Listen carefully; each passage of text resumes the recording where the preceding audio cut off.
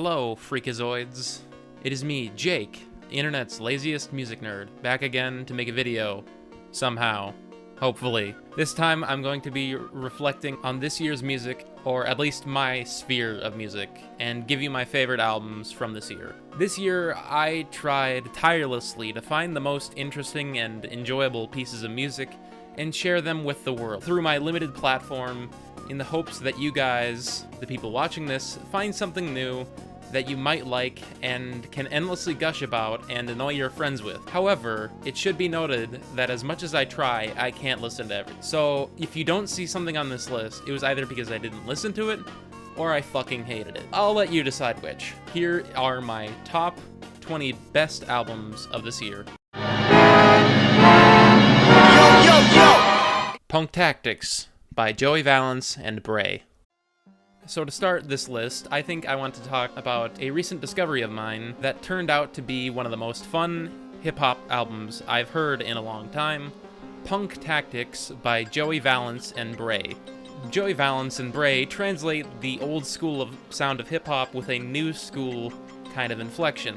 They use it to create some of the most energizing rap songs that I've heard in a very long time, that are incredibly fast-paced, hard-hitting, and at times innovative. The rapping is super tight and sees the duo build off each other in every song with plenty of memorable lines. Some of them are pretty dorky, like the references to stuff like Mortal Kombat, which there are plenty of, Power Rangers, and even shit like Finding Nemo for some reason. But in their context in the songs, it feels like an addition to their brash, over-the-top personalities, and not something tacked on for pointless name-dropping. The production is able to get on the same wavelength as the rapping, being equally over the top, and where that old school hip-hop reference really shines through with how it plays with its samples and its drums that make it insanely easy to dig the groove. I can honestly say that even as I'm writing this, some of the beats and the songs are stuck in my head and make me want to play some Tony Hawk's Pro Skater or something. They have that type of energy.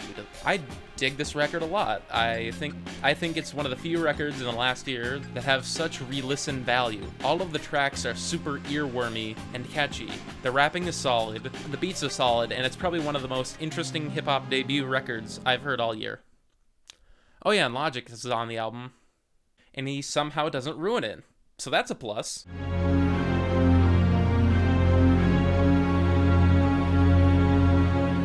Horned Lord of the Thorned Castle by Moonlight Sorcery. Going from one debut record to another, Finnish black metal outfit Moonlight Sorcery manages to squeeze in at number 19 with their debut full-length album, Horned Lord of the Thorned Castle, which follows up the release of their 2 EPs last year, which I'm not going to say the title of, which for me encapsulate their distinct sound and everything that I like about black metal and a lot of the heavier metal genres. With this album, the ideas found in the EPs become fully realized and give the listener an experience that juggles the atmosphere and the vocals of black metal with the fast-paced, anthemic guitar playing that doesn't seem overblown and cheesy. It is also probably one of the best produced black metal albums I've heard in a long time too, because of how it handles that balance, allowing the atmosphere to coexist with the anthemic solos, and the lead guitar taking the charge throughout the album. I don't have a lot else to say about this album, honestly. It's just fucking good. It's just some good kick-ass black metal. If you like extreme metal genres and you need some good shit to listen to while going to the gym, this one is definitely for you. 1, 2, 3. Nowhere. Forever. Nowhere. For number 18, I have a duo that I found due to their latest effort, Nowhere Forever, which is weird because I also had my interest peaked when I found out that one of the members of Clowncore, the meme band from years ago, was in it, which made me morbidly curious to see what they could do with something that wasn't just a complete joke. Luckily, this album turned out to be a great one. Nowhere Forever provides an album full of this charming assortment of quirky, synth-filled, funky earworms that are as varied as they are eccentric. It also has an incredibly high degree of technical prowess that goes unnoticed sometimes in music, but really shines through on this album. He's impressive considering the wide array of instruments that bolster the sound on the album, while still giving room for plenty of support for the vocals. The fuller arrangements add a depth to the songs and make the bass grooves dig deeper and add to the overall listen experience. It does rely heavily on synths and bass lines in each of the songs, but each added instrument provides a level of variety that is needed to sustain an album like this. It also helps make the listener take the songs a bit more seriously, even though the lyrics can be quite irreverent, and the vocals play it straight as well, being relatively even throughout the album. This album is akin to something that Thundercat might do, which makes sense considering Thundercat and Lewis Cole are friends. And if that doesn't get you excited to listen to this album, I don't know what will. So check it out. This Stupid World by Yo La Tengo. Yo La Tengo is one of my favorite indie rock artists to emerge out of the 90s indie boom, and specifically their album And Nothing Turned Itself Inside Out, being one of my favorite records in general of all time. I think that their latest effort, This Stupid World, was able to capture their signature sound that they had back then and update it with maturity, as well as embracing some sonic experiments have done in the time that has elapsed since. What sticks out the most to me in comparison to other indie rock outfits from that era is how hushed the vocal delivery is. And on this album especially, because it often contrasts some pretty abrasive and noisy guitar playing. But in the same breath, it can be equally dreamlike and serene, all of which is represented in This Stupid World. How it differs from their earlier style is the way that it intersperses more drony soundscapes into the songs and creating a darker mood for them. It is very reminiscent of their previous album that most people seem to have forgotten about, We Have Amnesia Sometimes, which involves these droning soundscapes and is nothing else. Still, it takes the atmosphere they had been messing with on that record and gives it a sound, gives it a direction that that album lacked. It makes for an interesting dynamic that, even amongst a vast discography chock full of similar dynamics of noisy and abrasive to soft and sweet tracks, it finds its own unique footing. Yet there is a newfound bitterness to this record. Even from the title alone, you could tell that, This Stupid World. But by no means does it lessen the experience that this album gives. It's a great addition to a vast discography of albums which each feel like a complete experience, and that's why I feel I had to include it somewhere on this list. So where better than number 17? The Lamb is Effigy by Sprain. This next album is probably the one I have listened to the least out of this entire list. It is also one of the longest albums by at least 40 minutes, which I think explains why I haven't listened to it that much. But it had left me with such a profound feeling that of oppression and emotion that I had to at least give it some recognition that it deserves, and that is Sprain's The Lamb is Effigy. Listening to it is like a one-of-a-kind. It's so noisy and monstrous that I could only recommend it for those who are into that kind of thing, or basically anything made by this fucker. Even with that caveat, I can't help but be captured by what Sprain did on this album and what they made. This album, which presumably is their final album. It feels like they were able to embody chaos in musical form, with some sections being straight up noise and distortion, while others may be more heavy-hitting, sludgy punk stuff, and even having sections that are just unnerving classical string arrangements, and all paired with this vocal delivery which is equally unpredictable and unhinged, where the lead singer can be screaming at you or wailing at you in hysteria. Like I said before,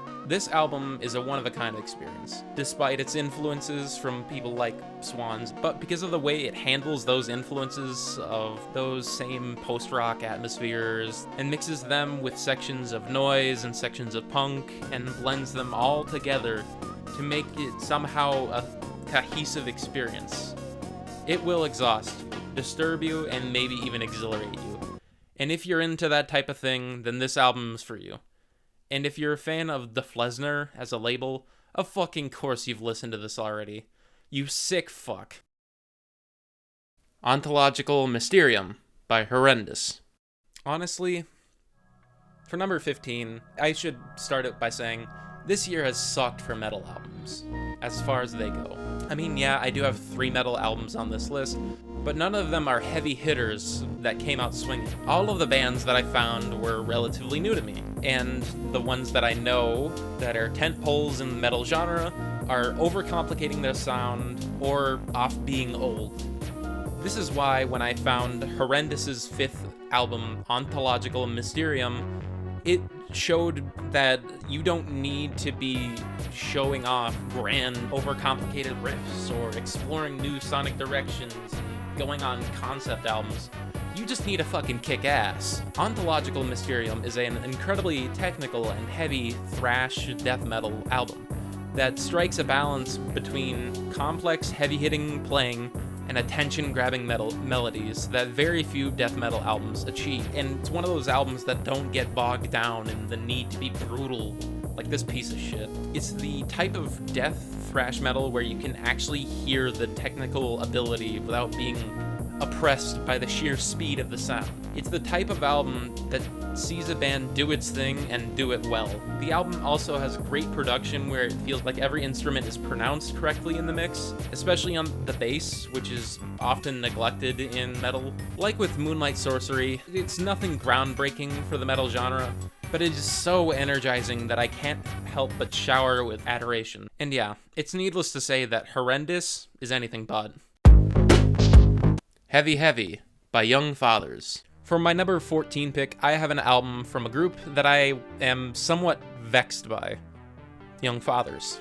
When they released their previous album, Cocoa Sugar, I was left polarized by it, just like many were who listened to it. But upon further listening to that album and the rest of their catalog, I couldn't help but be mesmerized by their ability to blend genres at will and make their own unique style of soulful music that uses things that are unconventional to that genre and embracing these strange song structures. With their latest effort, Heavy Heavy, it sees the trio creating a hauntingly beautiful and psychedelic gospel album.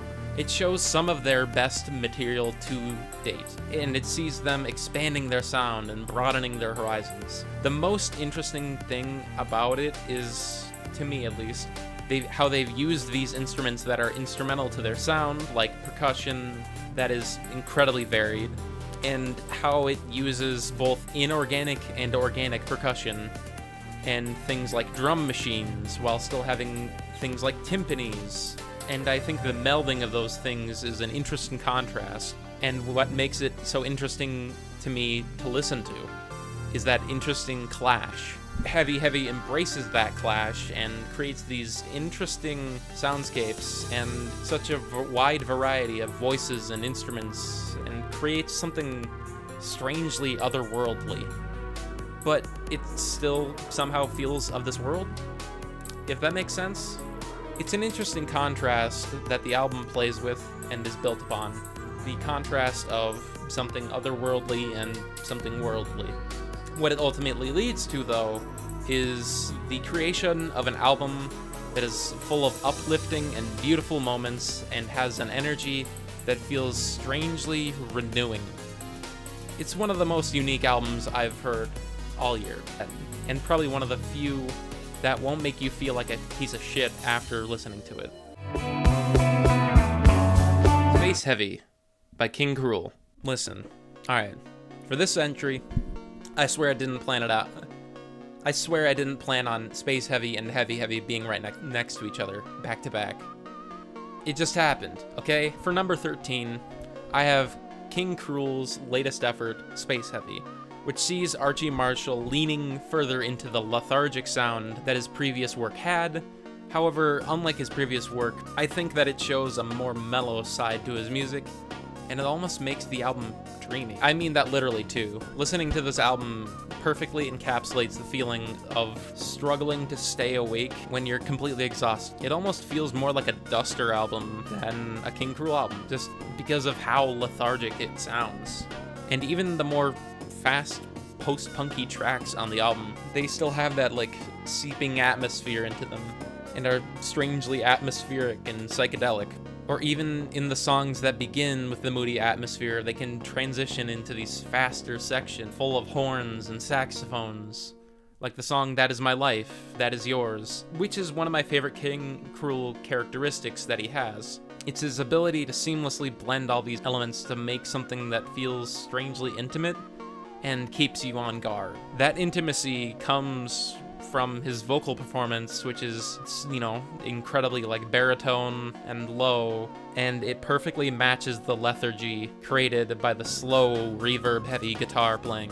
While this definitely isn't my favorite King Cruel album, it's definitely an improvement on their last album, and I think it shows the band Archie Marshall has assembled is taking interesting directions for their sound, and if you want something that has that lethargic, moody energy, but still has great moments of intensity, then this album is definitely for you. Holy Design by Soulkeeper. For number 12, this is probably one of my favorite artists that I've stumbled on this year, especially one of those making their debut efforts. And hey, they just happen to be from my home state, Minnesota. So yeah, I guess with that in mind, I might be a little biased here. But I still think that even with the bias in mind, it is some of the heaviest hitting stuff I've heard all year from any band that makes you feel that aggression music carries. I'm not a huge fan of the metallic hardcore music. I do like Converge, all the big bands, but I'm not like super into it. And so it surprised me how much Holy Design stuck in my head. A large part of why it has is because it has such memorable breakdown sections where the vocals are screaming at you with all their might and intensity, commanding your attention, pairing it with some great glitchy electronic effects, which might not sound that appealing on paper, but when utilized the way that Soulkeeper does it on this album, it adds texture and an additional element of chaos in the mix, which this album, I was talking about chaos before with Sprain. This album is just pure chaos, and there's a lot of that in this album. Even more so than what you could typically expect from a metalcore band, just from how frantic and chaotic the songs are structured. It makes the album, despite its short length, super memorable and makes it feel like a full project, even though it's so short.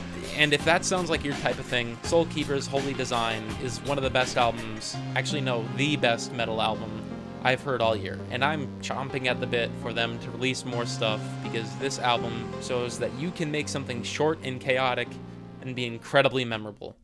It is the textbook definition of an album being all killer, no filler, and I wouldn't have it any other way. O Monolith by Squid.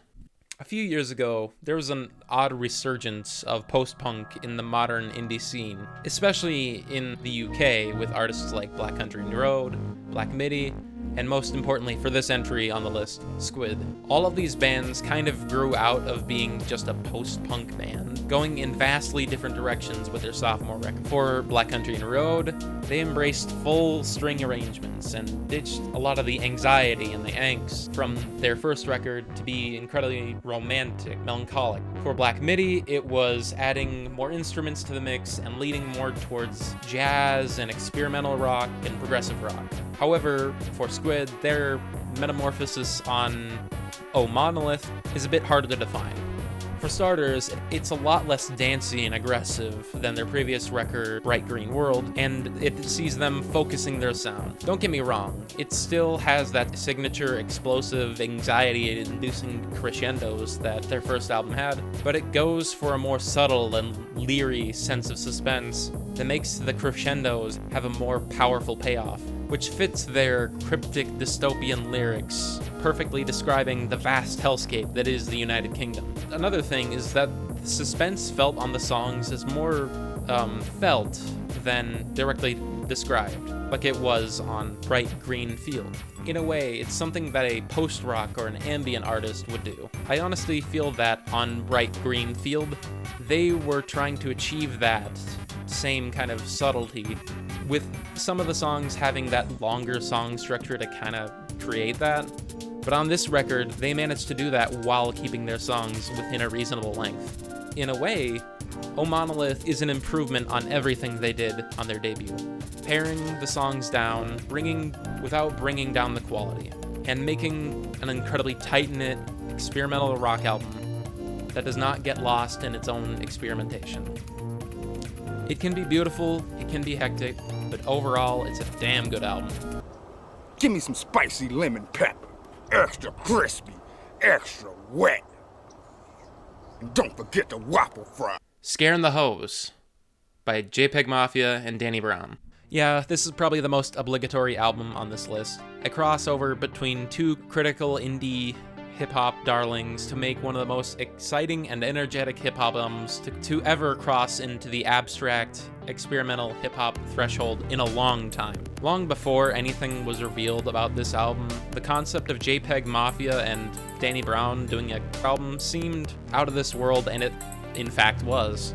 It's an album that sees them trading verses and JPEG Mafia's one-of-a-kind and unique, bombastic, experimental production style shining through. And the production is so bombastic and hard-hitting, but it's also super playful. This is drawn out by how it uses those samples and those synths against the drums and lets Danny and Peggy spit bars that are sick, that are also incredibly terminally online, and somehow endearing to the point where you forget how incredibly terminally online they are.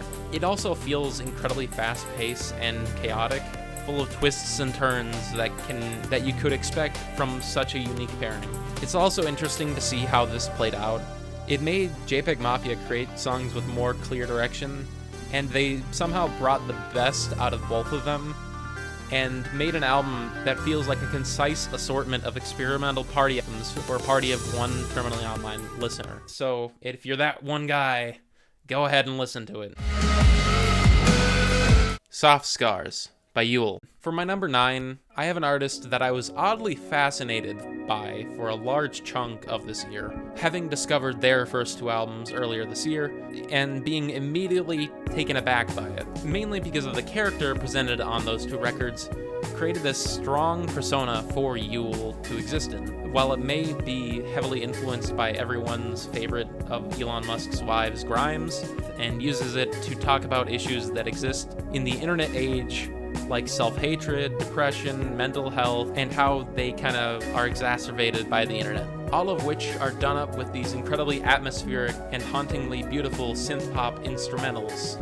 So when I heard their newest effort, Soft Scars, and it turned out to be a dreamy, electronic-infused record, it turned my head a bit, and somehow it was pretty fucking good. But I don't think this development was out of the ordinary by any means, considering how one of my favorite songs by them, Don't Be So Hard on Your Own Beauty, features a more natural-sounding guitar playing against these slightly robotic vocals, all of which are prominent on Soft Scars. It is a key indicator that this was gonna work, but that's only a small component of the development between records. It also has these sections of noisy and dreamy shoegaze guitars and incorporates these noisy, over-the-top synths that reinforce the emotional turmoil presented on the album. In a way, it embraces that turmoil instead of becoming numb to it, which their previous albums felt like. And so Soft Scars is a great showcase in how a musician can evolve their sound without disregarding their previous style and themes. It builds up everything they accomplished on their first 2 albums in a way that feels like an improvement, but to be honest, this album would have made it on my list regardless. And thank God they did not end this album on a 4-hour and 44-minute ambient track like last time. So I guess, you know what, anything would have been an improvement from their last album.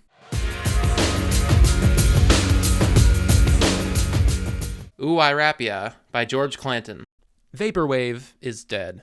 Or at least the trend is dead. All the big artists have moved on, but of the many big names in Vaporwave, George Clanton was the only one to use its many stylistic traits in the move away from being directly Vaporwave to create their own unique style.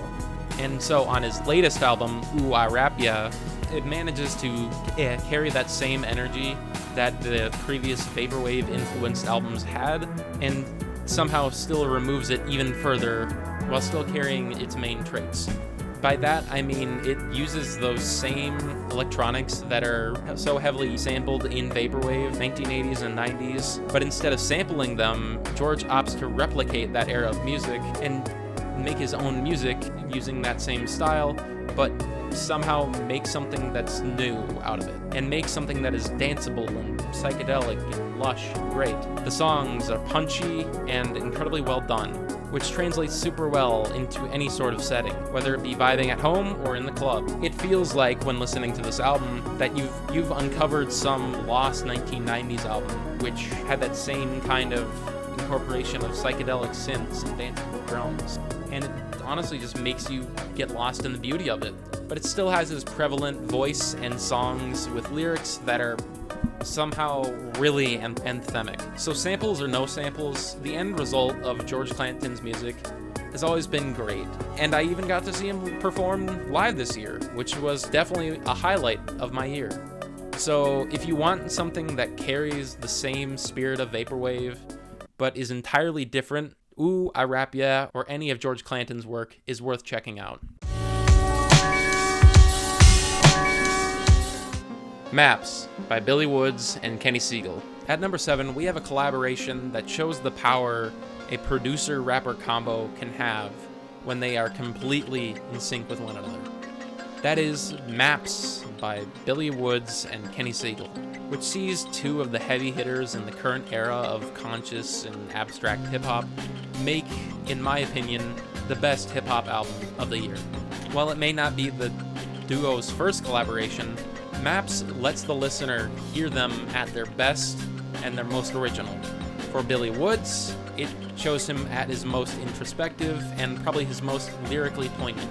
But he does this somehow while still maintaining a somewhat passive demeanor, which makes the album feel like you're listening to Billy just capture his fleeting thoughts and all of them that he has, and he transforms them into these sharp observations about his life and everything around him, and even various cultural issues, all of which build his worldview and gives the listener a deeper reflection on him as a person and how these things play into his life. And even the way he does features on the album, which there are plenty, also manage to interject and provide further introspection on these things that he touches upon and makes them feel not completely shoehorned in.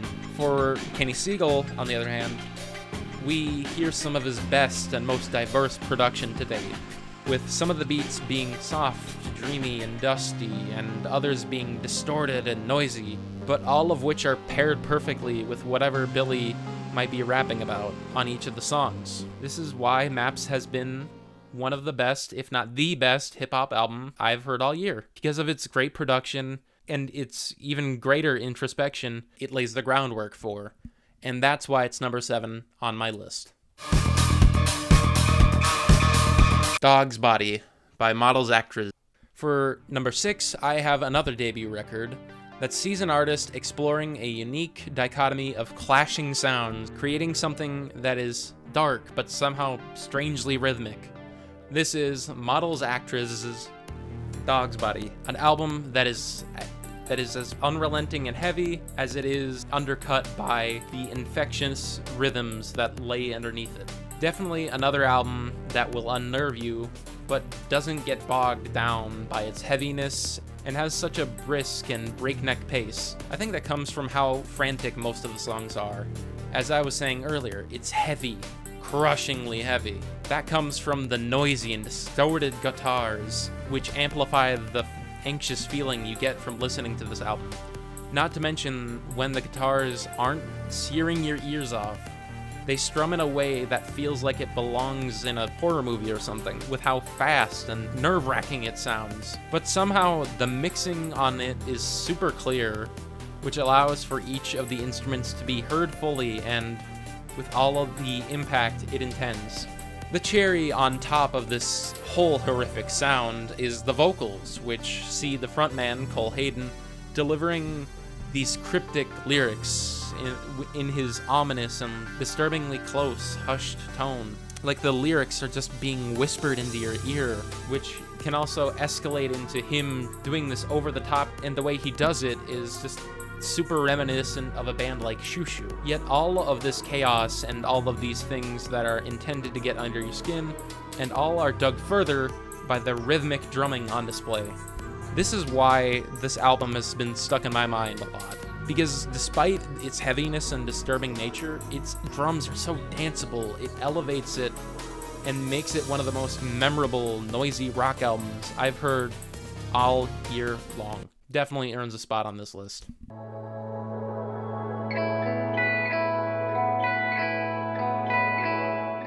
After the Magic by Parannoul. In the past year or so, there has been an explosion of shoegaze artists on the indie scene, with the likes of Breed, They Are Gutting a Body of Water, Fleshwater, and Nothing rising up and rising super fast in the indie scene, and blowing up on things like TikTok. But they are all also creating these incredibly heavy and downtrodden sounding records that are just more of an angsty interpretation of the conventions of the shoegaze genre. This kind of stems from Deftones being such a heavy influence on those Western bands, which I don't think is a problem, but I wish there was more playful whimsy to it. So, when I first heard South Korean artist Parannoul's new album, After the Magic, I knew it would stay near and dear to me throughout the year. The first time I found Parannoul was like many others, when I randomly stumbled upon his 2021 album, See the Next Part of My Dream, and found it in my YouTube recommendations, and I was fucking floored by it. And it had its dreamy, heavy, and angst that I just ate up, and I just loved the overabundance of anime references and his monotone delivery and the subtle interjection of piano into the mix. Lyrically, through the Bandcamp translation, I saw the album have this super bittersweet tone that gave the listener a glimpse into the struggle of being a lonely person and reflecting on your own youth using the lens of media that you consumed and experiences you had to talk about things about like wanting to be better, wanting to improve, and wanting to live a better life, and wanting to shine. So to hear a complete tonal 180 on After the Magic, I was surprised, and even more surprising, it was just as good as his previous efforts. It's just as noisy, dreamy, and deadpan, but it's more uplifting and feels nostalgic in a way that is not as painful as it was on his debut record. The emotional payoff from the distortion isn't some externalizing of inner turmoil, but it feels like a beautiful realization, and it sounds like Parannoul is in a better place mentally, which is surprising to see a man who gets fame and gets more positive. It's usually the other way around. You know, as people who get fame and have this negative demeanor already, they get more negative.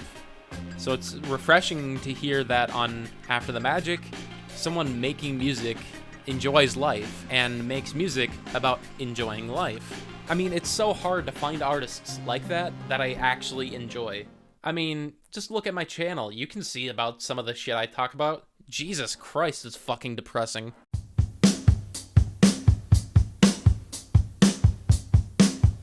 3D Country by Geese. For my number 4 pick on this list is probably the most listened to just due to its incredibly catchy singles and just how often the songs get stuck in my head. It's Geese's 3D Country, which seamlessly blends modern indie rock with 70s country and blues rock with an experimental edge to make one of the most exhilarating and irreverent rock records I've heard in a long time. What makes this album stand out the most from others who attempt sort of fusion is their complete commitment to it and how it still sounds modern while still embracing those influences. Very few artists can do that, and do that well enough to forge out their own identity out of it. Like with certain artists right now who are so indebted to their influences, and they just end up trying to chase a sound so much that they forget to make fucking good music. In a way, it reminds me of Ween and their ability to create these silly songs with their warped sense of humor and doing it in so many different styles that it's somehow amazing. And the music side of things, outside of their sense of humor, is played completely straight. Geese does something similar, but maintains a laser focus on that specific era of music. And it makes for some super fun shit, and an overall cohesive album. However, I wouldn't say their lyrics are one-to-one with Ween. While their lyrics are still irreverent and strange, Geese has their own unique kind of strange, where it's less direct and involves more playful wordplay and absurd storytelling. Even with all that considered, the songs are so damn catchy. Some of the songs on this album I love to bits, and when I saw them live at 7th Street Entry last year, they absolutely fucking crushed it. It was one of the most fun I've had at a concert in years, and it's one of the best concerts I've been to ever. So if you want to catch a great throwback record that doesn't feel like a rehash and has some actual character to it, I beg you to check out this record. Please do. And even if you are one of those bitter few who aren't like that, you can learn how to have a good time by listening to it, by listening to 3D Country. So you should listen to it anyways. No fucking excuses. Live at Bush Hall, Black Country New Road. Next on my list is probably one of my favorite concerts from last year. Another one of them. And it's a band I have talked about at length on this channel in multiple videos throughout their career thus far. It's Black Country New Road and their new album, Live at Bush Hall. While not a complete deviation from the previous albums stylistically, the hole left by the lead singer, Isaac Woods, and his departure was felt on this album, seeing the other members take mantle of singing songs. Because of it, the songs sound a lot lighter than their previous efforts, which I think works, and to me, it makes a more romantic and uplifting indie pop album than their earlier work, focusing more on the orchestral arrangements and folksy elements, but still keeping some of the emotional ambiguity that the atmosphere on their first two records had, and still kind of keeping all of the same kind of themes that their first two did, of emotional turmoil and being in love and struggling to be in love. They're all still felt on the lyrics, but it is far less melancholic than their previous work. And the vocals being split between three different members of the band actually provides a lot of variety in storytelling and gives different perspectives on different situations, all of which are incredibly well performed and well done. I think that any fans of their last two albums are gonna thoroughly enjoy this album, although probably not as much as me, who gets geeked up every time they just drop something. And if you want something a little less heavy than their first two albums, I highly recommend you check out this album. Now, from here, you can imagine that these next two albums are going to be stellar, because how are they going to top my current favorite band right now? How is it possible? Javelin by Sufjan Stevens. For anyone who is at least familiar with indie folk music, Sufjan Stevens is a household name, with a career spanning 3 decades and a multitude of styles, ranging from rustic Americana-inflected folk music to glitchy electronics to classical music. And so, needless to say, his discography is unparalleled. And on his most recent album, Javelin, it sees him seamlessly blend all of these disparate elements into one of the most heartbreaking and personal albums he's made to date, which for Sufjan Stevens is a pretty impressive feat.